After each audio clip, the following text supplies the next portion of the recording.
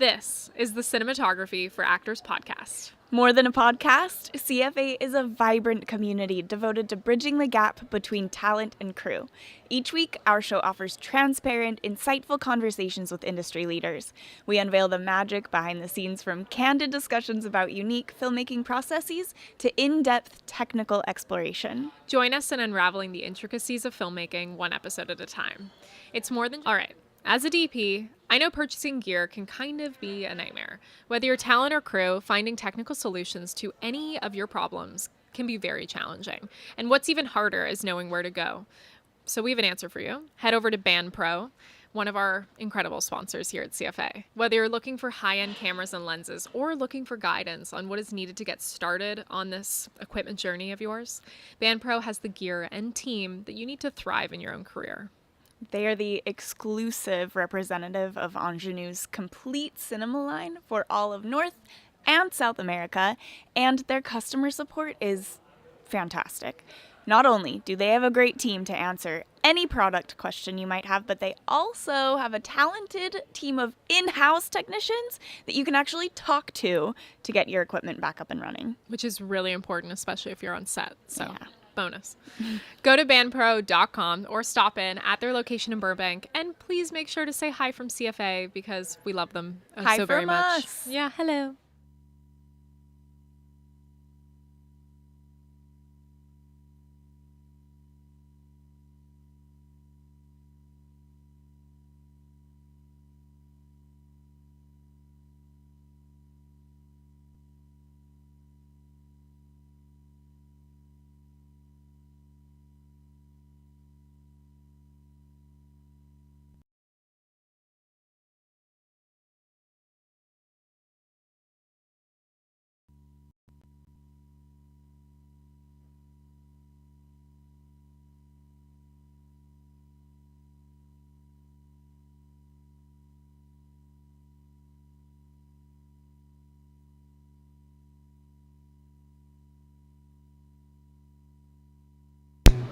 West Dallas, Wisconsin, called the Beer Barrels Blind Bowling League. And it came about because my co-director, a boy whose dad was kind of in and out of prison, but his main guardian was his aunt, Judy, who's on the poster. And Judy was blind. And she was in a bowling league, which surprised Scott, and he always thought it would make an interesting film, and he talked to a lot of people over the years, but we finally started filming in 2020, and we thought we were doing kind of just a film about the league, but then that darn pandemic came along and shut us down after 3 weeks. Yep. Mm-hmm. And we found an amazing editor, Maya Kirchhoff, who helped us craft this lovely story of three women who enjoy life, and it just comes across in the just unabetted love they have and fun they have on every Friday night at the league. And I think the film kind of captures that and kind of gives all sighted people a new perspective, you know? Absolutely. I know within my own personal family, I can resonate with this because my father suddenly went blind 2 years ago over like 3 weeks. And so finding his community and finding his people and finding that belonging again was like a really tough, challenging process. And so it's so wonderful to have a film made about a bowling league of like resident blind people within your community who are just having like the time of their lives and sharing it with their friends and family. So that's so wonderful, and I know a lot of people can connect to that, especially those that don't have experience with that. So that's incredible. Now let's talk about your becoming a part of it. How did you join the project? Well, I had Scott Cron, my co-director. I make a living directing and shooting TV commercials. And Scott was a creative director at an ad agency in Milwaukee, and he had recently retired, which is, again, he had been kind of mulling this around as a possible project for years, but once he was retired, he was like, well, maybe we should just do this finally. And so, like I said, in the beginning of 2020, and so I had worked with him a lot on commercial projects, but he said, hey, you want to just do this? And he had actually written up a little treatment. Fantastic. And made it into a nice, and I was like, yeah, let's do it. So we just started filming. And like I said, about 3 Like Judy was having a birthday party, and that was the day everything shut down, and we all were standing there filming the birthday party, saying, should we be wearing masks? What should we be doing? And none of that footage made it in the film, but Yeah. so maybe there's a sequel coming up. I don't know, because we have a lot of other footage. Yeah, there's an absolute sequel happening because from before like this interview, talking with you and your wife, you've had a lot of success with this. You've been to 30 film festivals. Yeah, I you've think won it's really at 10. 30 now. There's been like Best in Shows, Audience Choice Awards, Jury Awards.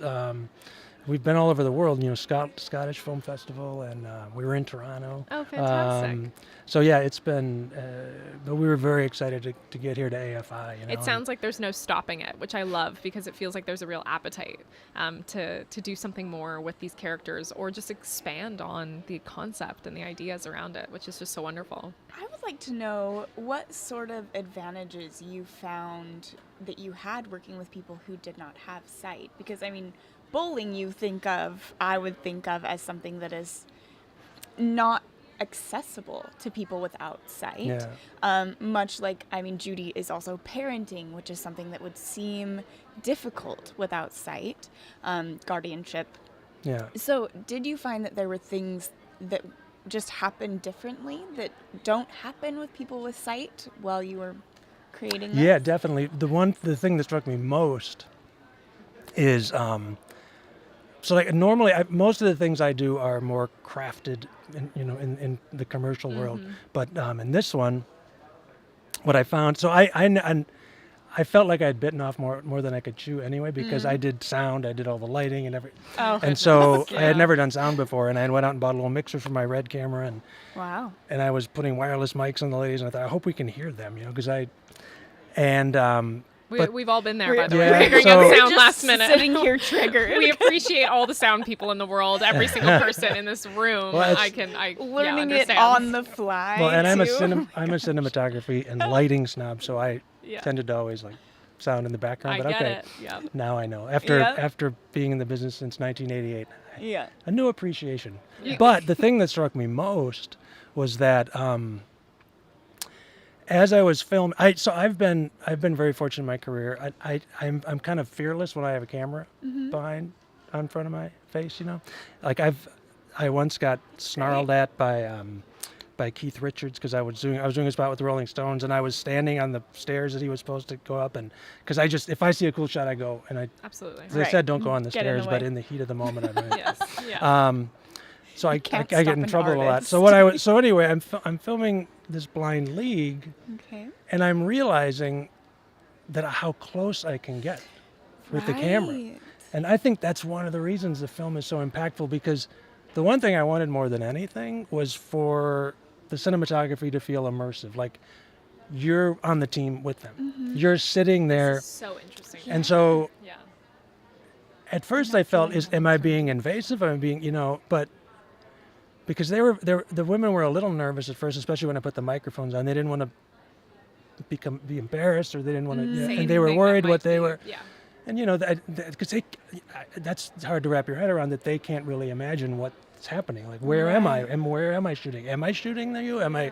And so you never know when. I covered it from, again, it was single camera, and what I love about, and that's where Maya, our editor, just blew me away, the way she was, because I would go and shoot on a 200 millimeter lens and shoot everything wide, and then I'd come in with a 35 and just get in their face. And I mean, I got yelled at by that. So every team has one-sighted, but there's 4 people, one-sighted bowler, one partially sighted, and then 2 completely blind. Cool.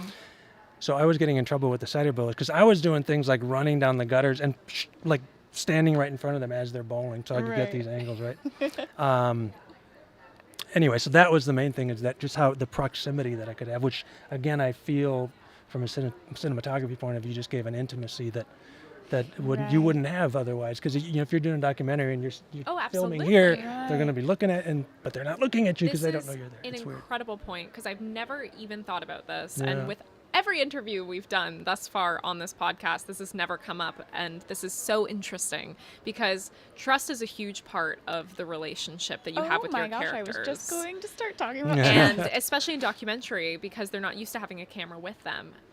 But being able to establish communication and trust, and then kind of get up in their face and understanding that the trust is there, the level of intimidation is probably not as present. No, it was great. Even the interviews we did, I kind of pushed that limit as well, which I think it gives them a little different feel than you see on most That's other incredible. interviews. I absolutely love this methodology, and I think this will have to be definitely a sound bit we use on everything because it's so interesting. I see Brie behind shaking her head, just yes, absolutely this nodding would be a along. great oh my lesson God, for actors. We talk to at Cinematography for actors to be able to take away, have the trust of a person without sight who doesn't even know the camera is there to know that a move you make, your camera operator, your cinematographer will take care of you. Yes. You can do what you're doing, they will do what they're doing, within the rules that you've set together. And once again, how important communication is. Yeah. Well, and it's something that I think again, it was a surprise to me. It wasn't something I thought about it. In some ways, I thought I was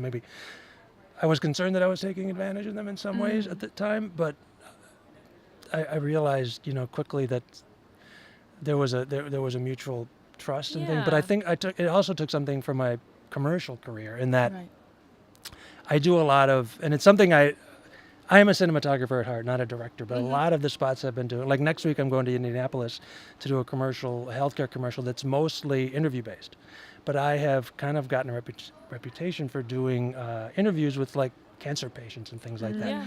But the most important thing to me, and I think the reason that I've been successful getting very natural and emotional responses on camera is because I spend a lot of time before the interview getting to know the people and listening and being present and getting them comfortable. So the documentary just added another sensory element by taking away their sight. But I think, as you talked about, if you're getting a lesson towards documentary film, is getting your subjects comfortable with you before. Absolutely. Right? So, wow. I love this. This is exactly what we talk about here is the merging of the technical, practical, and creative on all fronts in order to tell better stories. So Robb, thank you so much for coming in and talking with us about Friday Night Blind. You can see it today in 20 minutes or less. Come on down. Now Get here. at 11 a.m. Saturday, October 28th. But if you don't get to catch it, you have New Orleans next week that you're showing. We're going to New Orleans next week. And actually, we're very excited. And I'm still not sure where but the New Yorker actually bought it, and it will be streaming on their streaming site, which I don't know what that is. Oh, great. For 2 years, beginning in January. Fantastic. So January 2024, you can catch Friday Night Blind on the New Yorker's streaming service. Whatever they're creating for us, it's going to be great. I can't wait. Well, thank you so much for joining us. It was such a pleasure, and we can't wait to watch Friday Night Blind.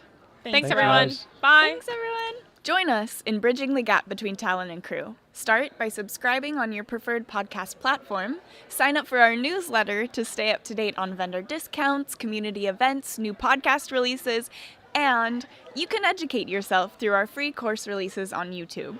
It all starts at cinematographyforactors.com, and if you like this episode, consider leaving a review to make it easier for fine folks just like yourself to find us. We have some super exciting news. CFA has teamed up with We Make Movies to offer you a discount on production management services, including access to comprehensive production insurance, workers' comp for your next shoot. All you have to do is visit wemakemovies.com/insurance and use code CFA23 on your intake form for 10% off your quote. Also, we've just partnered with We Audition, which I'm sure you know I'm very excited about, to offer you 25% off your membership. Use code CFA25 to get that membership for only $7.50 a month or $75 a year.